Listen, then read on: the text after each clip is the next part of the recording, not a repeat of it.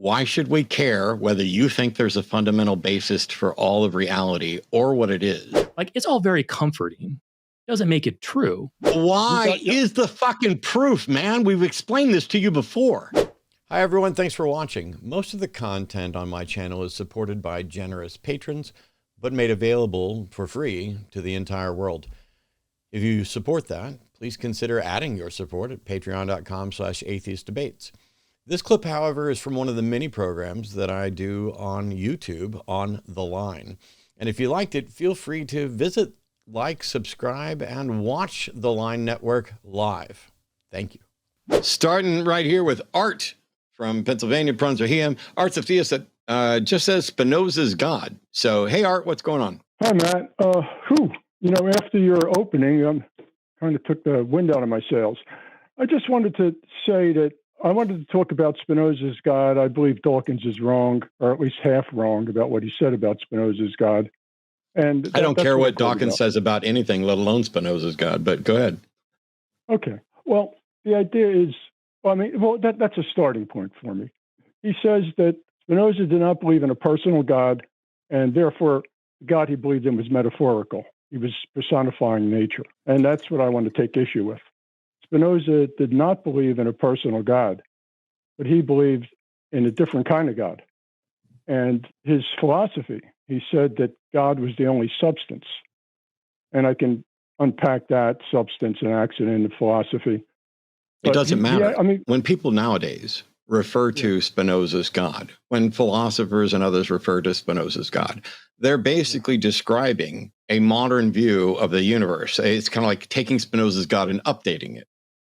They're not saying this is actually what Spinoza believed. They're saying we have the omnimax God, the God of classical theism. We have various specific gods. And then we have a number of different conceptual gods where God is the universe. God is the everlasting substance. God is some foundation underneath. But God is the key aspect of Spinoza's God, as I was taught, is that this is basically like a deistic abstraction that is not personal and does not interact with reality. It is the conceptual canvas of the universe, I guess, is how I've always used it. But what difference does it make what Spinoza believed? Well, the jumping off point for me was Einstein said he believed in Spinoza's God. Yes. And I think Einstein had enough intelligence to understand what Spinoza meant.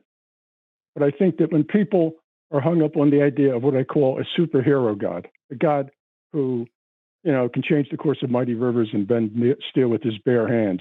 That's a common view of God that a lot of people have. And if you're hung up on that view, I'm confused. No, I don't mean you personally, but go ahead. I'm sorry. No. I'm saying I'm confused because I don't care what Dawkins says. I don't care what Spinoza says. I don't care what Einstein says. I don't care what Einstein thought about Spinoza's God. I don't care what people now think about Spinoza's God, because all of those versions of Spinoza's God is a non-interventionist, non-personal thing. Whether you view it as a substance, something that transcends reality, or just an abstraction, doesn't matter. I'm wondering, so you're a theist calling in to talk about Spinoza's God. Do you believe in Spinoza's God? Is that why you're a theist? Yeah. But for me, theists and atheists do not capture Spinoza's God. They're both. Okay. Art, Go ahead. please stop talking about other people and wide thing. Listen, and other things like, I think theists and atheists, blah, blah, blah. Well, first of all, you're a theist and I'm an atheist. And so is Eric. Can the three of us talk about what the three of us believe rather than you coming in to give a book report on what you think about what other people believe? Got it. Okay. Thank you. Superhero gods. Gods who are persons, gods who are thinking agents, gods who are separate from the universe. Well, first of all, there's a million of them. As soon as you make God a person, you've got Jesus, you've got Krishna, you've got Allah, you've got Yahweh. And in the universe, how many of them do we have? How many other intelligent beings have created their own gods? So the superhero God, the God who's a person, separate from creation, is like... Art. Yes, sir. Do you believe in a superhero God? No. Neither do I, and neither does Eric. Okay. So immediately after asking you if you could stop giving us a book report about what other people think and talk with us about what you and we think, to figure out what those differences are, you immediately go into the next book report. Try again. Okay. All right. I believe that the God I'm talking about is reality itself. It's not. I don't know what that means. I don't know what that means. Why would you call reality God? I can give you a metaphor to explain it. It's the simplest way. When you dream, everything in your dream is your thought. If you dream of the car you had in college, it's not made out of metal and steel and rubber. It's made out of your thought. The metaphor, the analogy. I'm sorry. It's not made out of anything. A dream is just a brain state. If you see a car in the street, you would say it's made out of metal. Like you didn't hear a word I just said. Go ahead. Run your script, Art. Stop. I'm going to shut up now. Run your script. And I will let Eric, who is less likely to bite your head off in 10 seconds for doing more bullshit like this, talk to you. It's fine. Go ahead. Okay, fine. If there's a car in your driveway, it's made out of metal and steel and rubber. If there is a car in your dream, it's made out of your own thought. It's made out of your own imagination. Are we okay with that? Or no, because the car in your dream doesn't exist the same way that I can dream of an angel. That doesn't make angels exist. It doesn't mean that angel is made out of my thoughts. It's me conceptualizing something as I'm unconscious. So we've already got like kind of an equivocation problem going on here where you're trying to equate real objects with objects and thoughts. No, I'm not. It was a metaphor. I'm saying it's a metaphor. I'm saying that if you dream of something, it is your thought creating that car in your dream. I'm not trying to say, okay, so that's a metaphor. I would even object to the term creating that car in my dream, because I'm not creating anything. I'm just conceptualizing something. Okay, you're conceptualizing a car in your dream. How about this? Let's just drop any metaphors or illustrations. Let's get back to the original question, right? Why do you adopt this position? Like, what does it give you? Okay, well, okay. When you say this position, I was in the process of explaining this position. Should we move on then? Are you okay with? Well, we understand that your position is basically pantheist, and it's based on Spinoza's God, right? Which is basically a pantheist position. You said yourself that God is reality itself. I got a feeling we're in about 99% alignment on just about everything except the labels. Yes. Okay, so what is that 1% difference, and what are you getting out of it? Why even go through any of this? Okay. Like, what do you like? Ask me the question first. What do you Art get out of this? What benefit? What additional thing that you get that we don't get? Okay. Can we go to truth first before benefit? Oh, it'll make it very brief. All right. Please make it brief. What is the difference with the truth? Okay. Science. We begin with tens of millions of chemical compounds, which are all the result of 118 elements, which are all the result of 17 particles of the standard model of physics. The trajectory of science is going towards one ultimate foundation. One ultimate foundation has been in philosophy and theology for millennia. Science is going in that direction. We have what I would call childish superhero gods.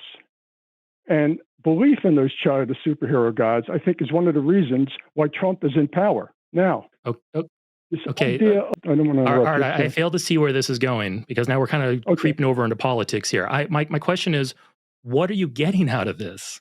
What are you getting out of this? Like, why even adopt this position? Because you're switching up labels. You're switching up labels, calling things that we know exist and already have terms for, have very sound and grounded rational or conceptualizations about. You're trying to switch up labels to imbue it with something else. You're calling reality God, and I can only imagine you're doing that for some reason. What is that reason? That's a good point. But excuse me, tell me your name again. I missed that. Eric. Eric. Okay, Eric. The idea is this. Let's suppose there is one ultimate foundation for everything. That's the trajectory of science. Let's suppose for a second it's true. Now, if someone calls that God, that is a choice. Someone could say it exists and screw it. Okay? Okay. But if someone says this is that in which you live and move and have my being, this is the creator, in quotes as a metaphor, this is God, because that says that a person has an emotional attachment to it. that a person regards it with awe and reverence. Now, someone could say, screw it. It's the reason why there's pain and suffering and childhood cancer, and the hell with it. Now, so there's two things. Does this one ultimate... So Art, I'm sorry. I asked you a very simple question. What are you getting out of this? And you're going into what other people might be saying about it. I'm going to ask you one more time. Please answer my question.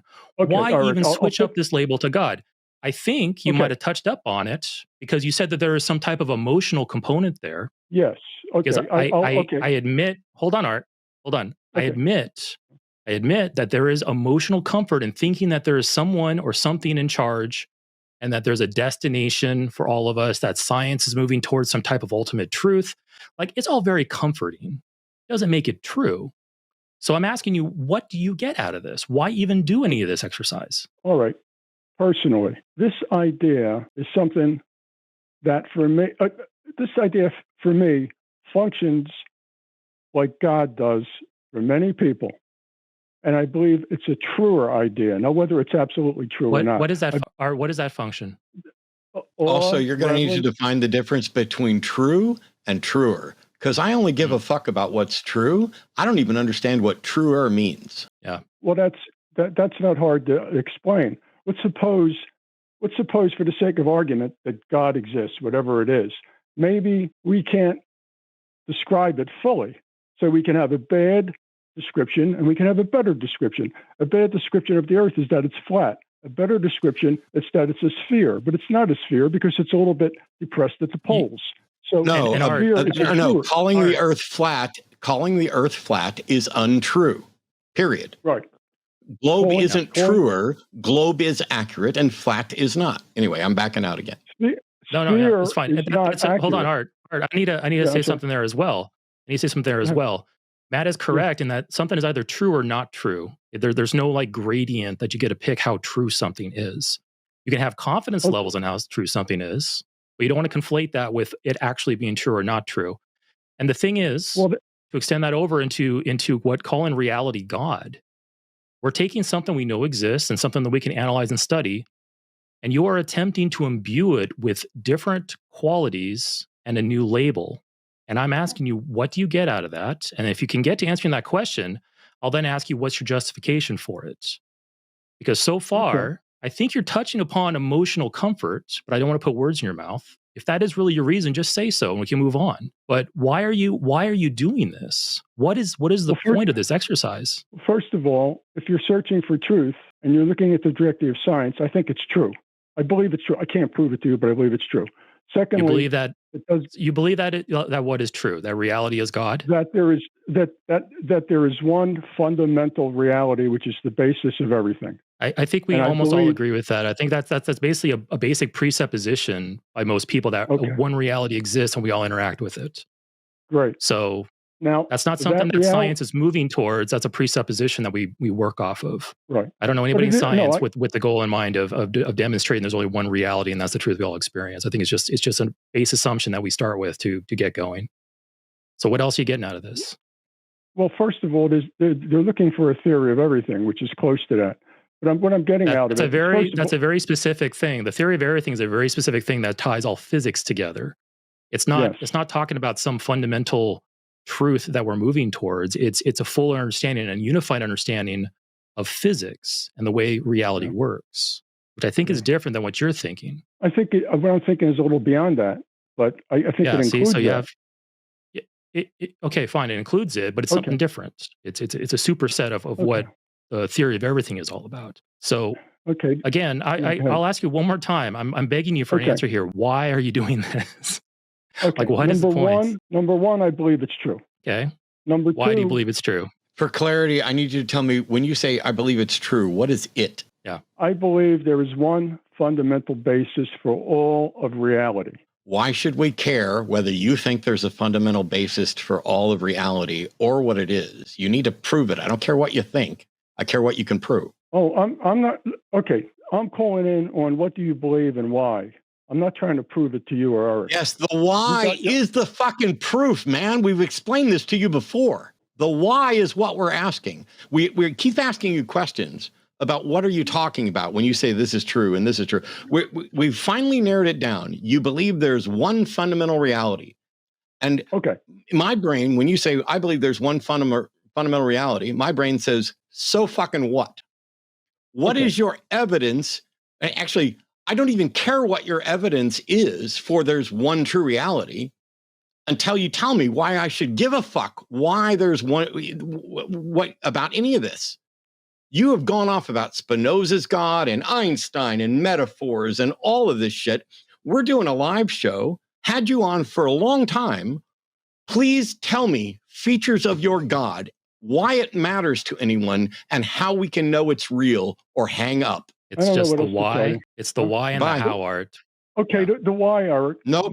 You said you don't know what to tell me. Call back when you get an answer. I am done wasting time. Give it some more thought, Art. Think about why you believe this. Write it down. Here's why I believe this. Number one, you said, I think it's true. That's fine. That's a good starting point, I guess. 2, 3, 4, why you believe it. And then for each of those points, then ask yourself, how do I know that this is true? So it's redundant. How do I know it's true? Blah, blah, blah. So scratch out that first one. Go through your other reasons, your other whys, and then ask yourself, how? How do I know this is true? Because like I said, I don't see you bringing anything to the table other than you mentioned other people, and I'm guessing this might be some projection on your part, emotional comfort. Everyone wants to see something in charge and something that's in control and everything's going to be okay. But I see no value in just swapping out the label of reality with God, especially when you don't give it any type of new attributes. There's no Spinoza's God. There's not a personal God. Doesn't interact with us. It's just a relabeling of things we already study. And you're bringing in, by switching out those labels, you are bringing in baggage that is unneeded. If you want to talk about things in the sense of true and more true, you can have an understanding of reality without all that extra baggage. Adding that extra baggage gets you further away from the truth, especially when that baggage is unneeded. Just Occam's razor that shit. Just get it out of there. And then you're closer to the truth at that point. My thing with Art is, if I had to guess, Art's a nice guy with some background in believing religious things that he found to not be true. And he's on a journey of discovery. But rather than starting with Eric's suggestions of how do I find out what's true? How do I tell whether or not my beliefs are true?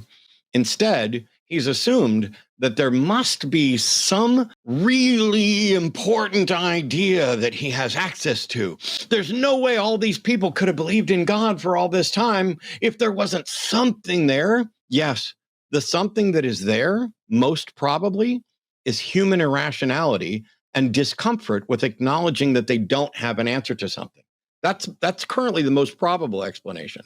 But instead, he's like, oh, I heard about Spinoza's God, but somebody represented Spinoza's God in a way that I don't think Spinoza meant. Well, I can't read Spinoza's mind, and he's fucking dead. And it doesn't matter what he thought or anybody else thought. But what he's describing, you have to also remember that when Spinoza was describing this, merely saying there is no God was not a particularly popular option or viable option, especially if you wanted to be published and remembered for things or get your other information out.